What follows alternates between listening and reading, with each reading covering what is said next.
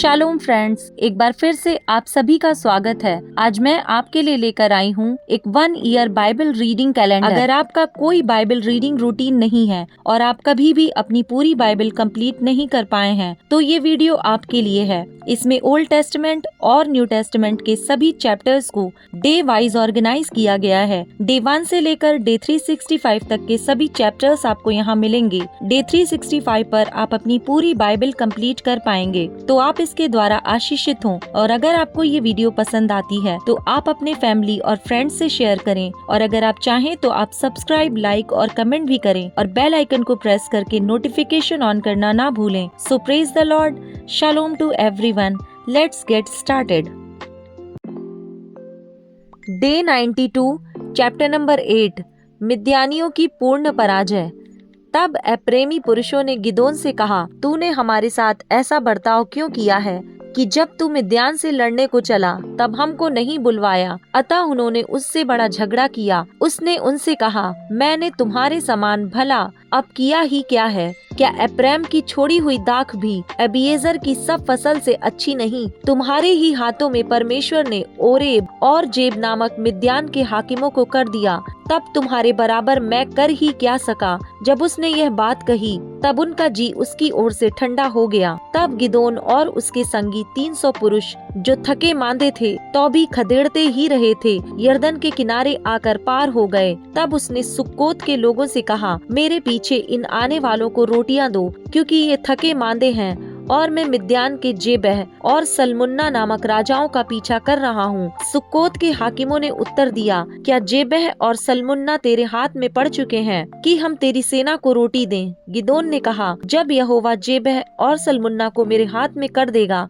तब मैं इन बात के कारण तुमको जंगल के कटीले और बिच्छू पेड़ों से नुचवाऊंगा। वहाँ से वह पनुएल को गया और वहाँ के लोगों से ऐसी ही बात कही, और पनुएल के लोगों ने सुक्कोत के लोगों का सा उत्तर दिया। उसने पनुएल के लोगों से कहा, जब मैं कुशल से लौट आऊंगा तब इस गुम्मट को ढा दूंगा। जेबह और सलमुन्ना तो करकोर में थे और उनके साथ कोई 15,000 पुरुषों की सेना थी, क्योंकि पूर्वियों की सारी सेना में से उतने ही रह गए थे, और जो मारे गए थे वे 1,20,000 हथियारबंद थे। तब गिदोन ने नोबह और योगबहा के पूर्व की ओर डेरों में रहने वालों के मार्ग से चढ़कर उस सेना को जो निडर पड़ी थी मार लिया। और जब जेबह और सलमुन्ना भागे तब उसने उनका पीछा करके मिद्यानियों के उन दोनों राजाओं अर्थात जेबह और सलमुन्ना को पकड़ लिया और सारी सेना को भगा दिया। और योआश का पुत्र गिदोन हेरेस नामक चढ़ाई पर से लड़ाई से लौटा और सुक्कोत के एक जवान पुरुष को पकड़कर उससे पूछा, और उसने सुक्कोत के 77 हाकिमों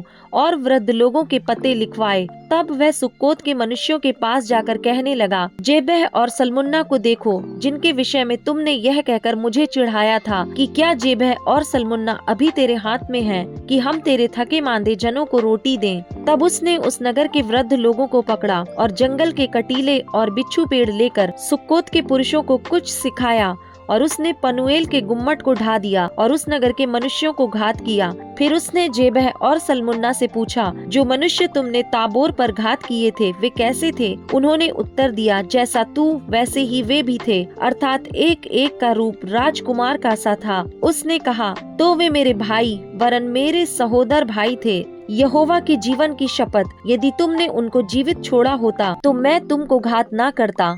तब उसने अपने जेठे पुत्र येतेर से कहा, उठकर इन्हें घात कर। परंतु जवान ने अपनी तलवार ना खींची, क्योंकि वह उस समय तक लड़का ही था, इसलिए वह डर गया। तब जेबह और सलमुन्ना ने कहा, तू उठकर हम पर प्रहार कर, क्योंकि जैसा पुरुष हो वैसा ही उसका पौरुष भी होगा। तब गिदोन ने उठकर जेबह और सलमुन्ना को घात किया और उनके ऊँटों के गलों के चंद्रहारों को ले लिया। तब इज़राइल के पुरुषों ने गिदोन से कहा, तू हमारे ऊपर प्रभुता कर, तू और तेरा पुत्र और पोता भी प्रभुता करे, क्योंकि तूने हमको मिद्यान के हाथ से छुड़ाया है। गिदोन ने उनसे कहा, मैं तुम्हारे ऊपर प्रभुता ना करूँगा और न मेरा पुत्र तुम्हारे ऊपर प्रभुता करेगा, यहोवा ही तुम पर प्रभुता करेगा। फिर गिदोन ने उनसे कहा, मैं तुमसे कुछ मांगता हूँ, अर्थात तुम मुझको अपनी अपनी लूट में की बालियां दो। वे तो इश्माइली थे, इस कारण उनकी बालियां सोने की थीं। उन्होंने कहा, निश्चय हम देंगे। तब उन्होंने कपड़ा बिछाकर उसमें अपनी अपनी लूट में से निकालकर बालियां डाल दी। जो सोने की बालियां उसने मांग ली उनका तौल 1700 शेकेल हुआ, और उनको छोड़ चंद्रहार, झुमके और बैंगनी रंग के वस्त्र जो मिद्यानियों के राजा पहनते थे और उनके ऊँटों के गलों की जंजीर, उनका गिदोन ने एक एपोद बनवाकर अपने ओपरा नामक नगर में रखा, और सारा इज़राइल वहाँ व्यभिचारिणी के समान उसके पीछे हो लिया, और वह गिदोन और उसके घराने के लिए फंदा ठहरा। इस प्रकार मिद्यान इज़राइलियों से दब गया और फिर सिर ना उठाया, और गिदोन के जीवन भर अर्थात 40 वर्ष तक देश चैन से रहा। गिदोन की मृत्यु। योआश का पुत्र यरूब्बाल जाकर अपने घर में रहने लगा, और गिदोन के 70 बेटे उत्पन्न हुए, क्योंकि उसकी बहुत सी स्त्रियां थीं, और उसकी जो रखैल शकेम में रहती थी उसके एक पुत्र उत्पन्न हुआ, और गिदोन ने उसका नाम अबीमेलेक रखा। अंत में योआश का पुत्र गिदोन पूरे बुढ़ापे में मर गया, और अबीएजरियों के ओपरा नामक गांव में उसके पिता योआश की कब्र में उसको मिट्टी दी गई। गिदोन के मरते ही इजरायली फिर गए और व्यभिचारिणी के समान बाल देवताओं के पीछे हो लिए, और बाल बरीत को अपना देवता मान लिया, और इजरायलियों ने अपने परमेश्वर यहोवा को, जिसने उनको चारों ओर के सब शत्रुओं के हाथ से छुड़ाया था, स्मरण ना रखा, और ना उन्होंने यरूब्बाल अर्थात गिदोन की उस सारी भलाई के अनुसार जो उसने इजरायलियों के साथ की थी, उसके घराने को प्रीति दिखाई। Chapter number 9। अबीमेलेक का चरित्र। यरूब्बाल का पुत्र अबीमेलेक शकेम को अपने मामाओं के पास जाकर उनसे और अपने नाना के सब घराने से यों कहने लगा, शकेम के सब मनुष्यों से यह पूछो, तुम्हारे लिए क्या भला है? क्या यह कि यरूब्बाल के 70 पुत्र तुम पर प्रभुता करें, या यह कि एक ही पुरुष तुम पर प्रभुता करे? और यह भी स्मरण रखो कि मैं तुम्हारा हाड़ मास हूँ। तब उसके मामाओं ने शकेम के सब मनुष्यों से ऐसी ही बातें कहीं, और उन्होंने यह सोचकर कि अबीमेलेक तो हमारा भाई है, अपना मन उसके पीछे लगा दिया। तब उन्होंने बाल बरीत के मंदिर में से 70 टुकड़े रूपे उसको दिए, और उन्हें लगाकर अबीमेलेक ने नीच और लुच्चे जन रख लिए जो उसके पीछे हो लिए। तब उसने ओपरा में अपने पिता के घर जाके अपने भाइयों को, जो यरूब्बाल के 70 पुत्र थे, एक ही पत्थर पर घात किया, परंतु यरूब्बाल का योताम नामक लहुरा पुत्र छिपकर बच गया। तब शकेम के सब मनुष्यों और बेत मिल्लो के सब लोगों ने इकट्ठा होकर शकेम के खम्बे के पास वाले बांज वृक्ष के पास अबीमेलेक को राजा बनाया। इसका समाचार सुनकर योताम गिरजीम पहाड़ की चोटी पर जाकर खड़ा हुआ और ऊंचे स्वर से पुकार के कहने लगा, हे शकेम के मनुष्यों, मेरी सुनो, इसलिए कि परमेश्वर तुम्हारी सुने। किसी युग में वृक्ष किसी का अभिषेक करके अपने ऊपर राजा ठहराने को चले। तब उन्होंने जैतून के वृक्ष से कहा, तू हम पर राज्य कर। तब जैतून के वृक्ष ने कहा, क्या मैं अपनी उस चिकनाहट को छोड़कर, जिससे लोग परमेश्वर और मनुष्य दोनों का आदर मान करते हैं, वृक्षों का अधिकारी होकर इधर उधर डोलने को चलूं? तब वृक्षों ने अंजीर के वृक्ष से कहा, तू आकर हम पर राज्य कर। अंजीर के वृक्ष ने उनसे कहा, क्या मैं अपने मीठेपन और अपने अच्छे अच्छे फलों को छोड़कर वृक्षों का अधिकारी होकर इधर उधर डोलने को चलूं? फिर वृक्षों ने दाखलता से कहा, तू आकर हम पर राज्य कर। दाखलता ने उनसे कहा, क्या मैं अपने नए मधु को छोड़, जिससे परमेश्वर और मनुष्य दोनों को आनंद होता है, वृक्षों की अधिकारिणी होकर इधर उधर डोलने को चलूं? तब सब वृक्षों ने झड़बेरी से कहा, तू आकर हम पर राज्य कर। झड़बेरी ने उन वृक्षों से कहा, यदि तुम अपने ऊपर राजा होने को मेरा अभिषेक सच्चाई से करते हो, तो आकर मेरी छाया में शरण लो, और नहीं तो झड़बेरी से आग निकलेगी, जिससे लबानोन के देवदारू भी भस्म हो जाएंगे। इसलिए अब यदि तुमने सच्चाई और खराई से अबीमेलेक को राजा बनाया है, और यरूब्बाल और उसके घराने से भलाई की, और उससे उसके काम के योग्य बर्ताव किया हो, तो भला मेरा पिता तो तुम्हारे निमित्त लड़ा और अपने प्राण पर खेलकर तुमको मिद्यानियों के हाथ से छुड़ाया, परंतु तुमने आज मेरे पिता के घराने के विरुद्ध उठकर बलवा किया, और उसके 70 पुत्र एक ही पत्थर पर घात किए, और उसकी रखैल के पुत्र अबीमेलेक को इसलिए शकेम के मनुष्यों के ऊपर राजा बनाया कि वह तुम्हारा भाई है। इसलिए यदि तुम लोगों ने आज के दिन यरूब्बाल और उसके घराने से सच्चाई और खराई से बर्ताव किया हो, तो अबीमेलेक के कारण आनंद करो और वह भी तुम्हारे कारण आनंद करे, और नहीं तो अबीमेलेक से ऐसी आग निकले जिससे शकेम के मनुष्य और बेत मिल्लो भस्म हो जाए, और शकेम के मनुष्यों और बेत मिल्लो से ऐसी आग निकले जिससे अबीमेलेक भस्म हो जाए। तब योताम भागा और अपने भाई अबीमेलेक के डर के मारे बेर को जाकर वहीं रहने लगा। अबीमेलेक इजराइल के ऊपर 3 वर्ष हाकिम रहा। तब परमेश्वर ने अबीमेलेक और शकेम के मनुष्यों के बीच एक बुरी आत्मा भेज दी।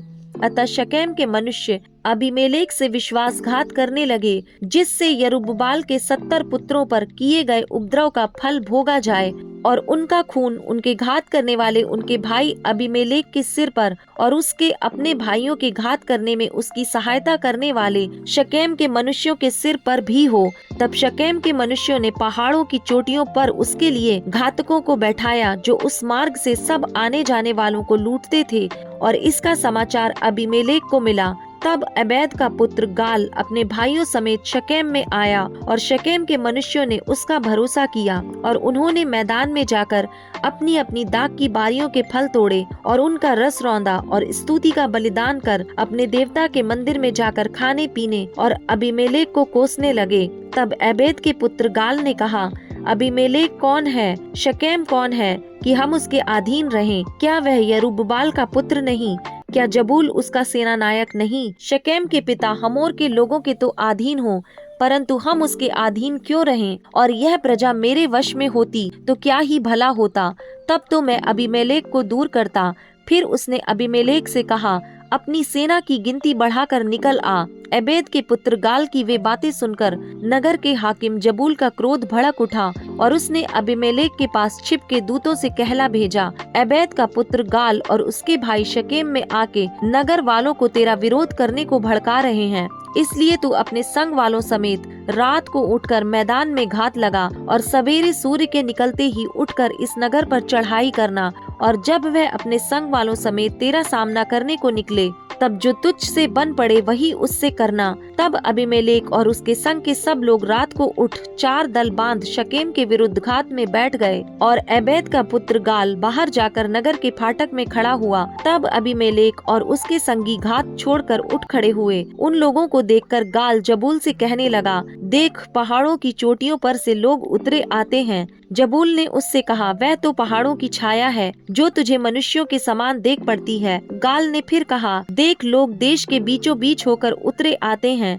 और एक झुंड मोननीम नामक बांज के वृक्ष के मार्ग से चला आता है। जबूल ने उससे कहा, तेरी यह बात कहाँ रही कि अबीमेलेक कौन है कि हम उसके अधीन रहें? ये तो वे ही लोग हैं जिनको तूने निकम्मा जाना था, इसलिए अब निकलकर उनसे लड़। तब गाल शकेम के पुरुषों का अगुआ हो बाहर निकलकर अबीमेलेक से लड़ा, और अबीमेलेक ने उसको खदेड़ा, और वह अबीमेलेक के सामने से भागा, और नगर के फाटक तक पहुँचते पहुँचते बहुतेरे घायल होकर गिर पड़े। तब अबीमेलेक अरूमा में रहने लगा, और जबूल ने गाल और उसके भाइयों को निकाल दिया और शकेम में रहने ना दिया। दूसरे दिन लोग मैदान में निकल गए, और यह अबीमेलेक को बताया गया, और उसने अपनी सेना के 3 दल बांधकर मैदान में घात लगाई, और जब देखा कि लोग नगर से निकले आते हैं, तब उन पर चढ़ाई करके उन्हें मार लिया।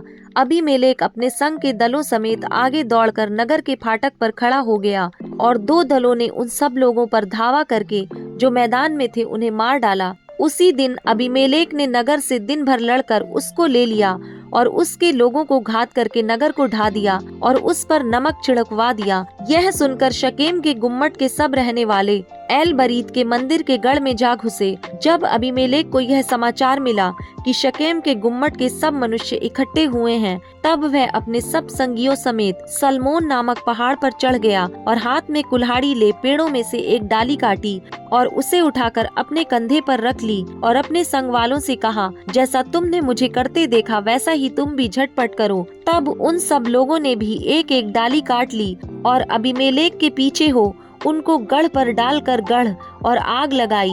तब शकेम के गुम्मट के सब स्त्री पुरुष जो लगभग 1000 थे मर गए। तब अबीमेलेक ने तेबेस को जाकर उसके सामने डेरे खड़े करके उसको ले लिया, परंतु उस नगर के बीच एक दृढ़ गुम्मट था, इसलिए क्या स्त्री क्या पुरुष नगर के सब लोग भागकर उसमें घुसे और उसे बंद करके गुम्मट की छत पर चढ़ गए। तब अबीमेलेक गुम्मट के निकट जाकर उसके विरुद्ध लड़ने लगा और गुम्मट के द्वार तक गया कि उसमें आग लगाए। तब किसी स्त्री ने चक्की के ऊपर का पाट अबीमेलेक के सिर पर डाल दिया और उसकी खोपड़ी फट गई। तब उसने झट अपने हथियारों के ढोने वाले जवान को बुलाकर कहा, अपनी तलवार खींचकर मुझे मार डाल, ऐसा ना हो कि लोग मेरे विषय में कहने पाएं, उसको एक स्त्री ने घात किया। तब उसके जवान ने तलवार भोंक दी और वह मर गया। यह देखकर कि अबीमेलेक मर गया है, इजरायली अपने अपने स्थान को चले गए। इस प्रकार जो दुष्ट काम अबीमेलेक ने अपने 70 भाइयों को घात करके अपने पिता के साथ किया था, उसको परमेश्वर ने उसके सिर पर लौटा दिया, और शकेम के पुरुषों के भी सब दुष्ट काम परमेश्वर ने उनके सिर पर लौटा दिए, और यरूब्बाल के पुत्र योताम का शाप उन पर घट गया। Luke chapter number 8 verse number 22 to 56। आंधी को शांत करना। फिर एक दिन वह और उसके चेले नाव पर चढ़े और उसने उनसे कहा, आओ झील के पार चलें। अतः उन्होंने नाव खोल दी, पर जब नाव चल रही थी तो वह सो गया, और झील पर आंधी आई और नाव पानी से भरने लगी और वे जोखिम में थे। तब उन्होंने पास आकर उसे जगाया और कहा, स्वामी स्वामी, हम नाश हुए जाते हैं। तब उसने उठकर आंधी को और पानी की लहरों को डांटा और वे थम गए और चैन हो गया। तब उसने उनसे कहा, तुम्हारा विश्वास कहाँ था? पर वे डर गए और अचंभित होकर आपस में कहने लगे, यह कौन है जो आंधी और पानी को भी आज्ञा देता है और वे उसकी मानते हैं। दुष्ट आत्मा ग्रस्त व्यक्ति को चंगा करना। फिर वे गिरासेनियों के देश में पहुँचे, जो उस पार गलील के सामने हैं। जब वह किनारे पर उतरा तो उस नगर का एक मनुष्य उसे मिला जिसमें दुष्ट आत्माएं थीं।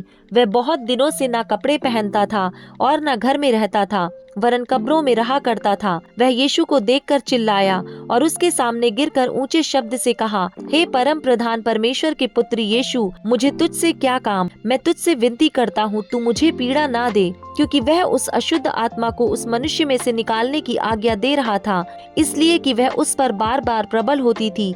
यद्यपि लोग उसे सांकलों और बेड़ियों से बांधते थे, तो भी वह बंधनों को तोड़ डालता था, और दुष्ट आत्मा उसे जंगल में भगाए फिरती थी।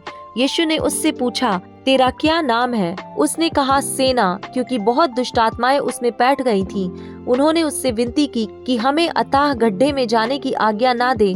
वहाँ पहाड़ पर सुअरों का एक बड़ा झुंड चर रहा था, इसलिए उन्होंने उससे विनती की कि हमें उनमें बैठने दे। उसने उन्हें जाने दिया। तब दुष्ट आत्माएं उस मनुष्य में से निकलकर सुअरों में गईं, और वह झुंड कड़ाके पर से झपटकर झील में जा गिरा और डूब मरा।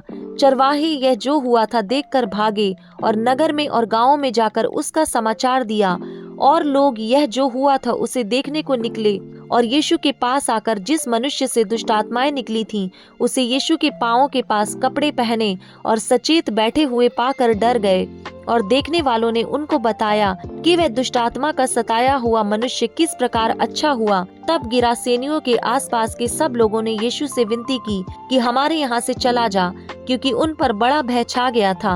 अतः वह नाव पर चढ़कर लौट गया। जिस मनुष्य में से दुष्ट आत्माएं निकली थीं, वह उससे विनती करने लगा कि मुझे अपने साथ रहने दे, परंतु यीशु ने उसे विदा करके कहा, अपने घर को लौट जा और लोगों से बता कि परमेश्वर ने तेरे लिए कैसे बड़े बड़े काम किए हैं। वह जाकर सारे नगर में प्रचार करने लगा कि यीशु ने मेरे लिए कैसे बड़े बड़े काम किए। याईर की मृत पुत्री और एक रोगी स्त्री। जब यीशु लौटा तो लोग उससे आनंद के साथ मिले, क्योंकि वे सब उसकी बाट जो रहे थे। इतने में याईर नामक एक मनुष्य जो आराधनालय का सरदार था आया और यीशु के पांवों पर गिर के उससे विनती करने लगा कि मेरे घर चल, क्योंकि उसके 12 वर्ष की इकलौती बेटी थी और वह मरने पर थी।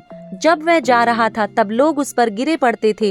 एक स्त्री ने जिसको 12 वर्ष से लहू बहने का रोग था और जो अपनी सारी जीविका वैद्यों के पीछे व्यय कर चुकी थी, तो भी किसी के हाथ से चंगी ना हो सकी थी, पीछे से आकर उसके वस्त्र के आंचल को छुआ और तुरंत उसका लहू बहना बंद हो गया। इस पर यीशु ने कहा, मुझे किसने छुआ? जब सब मुकरने लगे तो पतरस और उसके साथियों ने कहा, हे स्वामी, तुझे तो भीड़ दबा रही है और तुझ पर गिरी पड़ती है। परंतु यीशु ने कहा, किसी ने मुझे छुआ है, क्योंकि मैंने जान लिया है कि मुझ में से सामर्थ्य निकली है। जब स्त्री ने देखा कि मैं छिप नहीं सकती, तब कांपती हुई आई और उसके पांवों पर गिरकर सब लोगों के सामने बताया कि उसने किस कारण से उसे छुआ और कैसे तुरंत चंगी हो गई। उसने उससे कहा, बेटी, तेरे विश्वास ने तुझे चंगा किया है, कुशल से जा। वह यह कह ही रहा था कि किसी ने आराधनालय के सरदार के यहाँ से आकर कहा, तेरी बेटी मर गई, गुरु को दुख ना दे।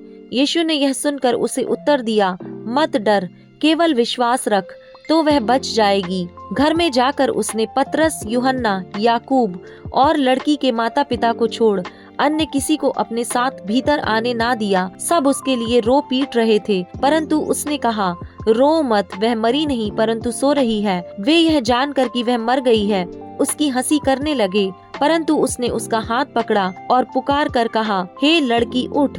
तब उसके प्राण लौट आए और वह तुरंत उठ बैठी। फिर उसने आज्ञा दी कि उसे कुछ खाने को दिया जाए। उसके माता पिता चकित हुए, परंतु उसने उन्हें चिताया कि यह जो हुआ है किसी से ना कहना।